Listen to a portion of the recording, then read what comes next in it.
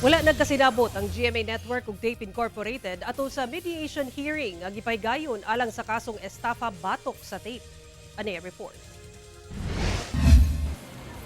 Ikaduha ug ulahi na kining mediation hearing sa Quezon City Prosecutor's Office aron magkasinabot ang GMA Network Incorporated ug Tape Incorporated kalabot sa mga utang nga wala nabayaran sa tape sa GMA. Mihanyag daw ang Tape Incorporated nga magbayad pero wala na dayon ang negosasyon sa kung pila ang andam ni ining ibayad.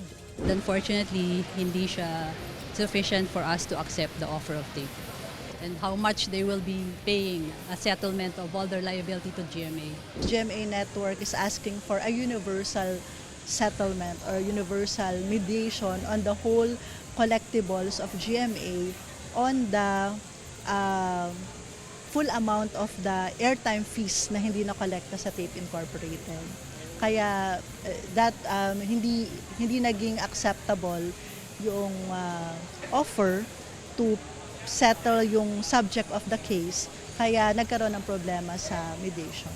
Sa partikular nga kasong estafa, 37.9 million pesos ang ginasingil sa GMA Network Incorporated sa mga tag-iya sa Tape Incorporated para sa mga airtime fees nga wala na-remit sa tape sa GMA. Sa preliminary investigation daw, hisgutan kung usab kini ka kasong kriminal o civil case lang. They misappropriated the property, the funds that were supposed to be turned over to GMA. The submission of the respondents is that it's a liability of the corporation, Tape Incorporated, and it's a civil liability of the corporation.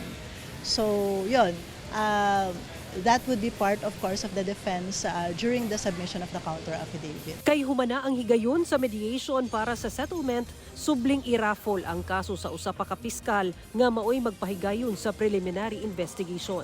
Ang maong piskal ang magdesisyon kung isa ka ba ang kaso sa korte o dili.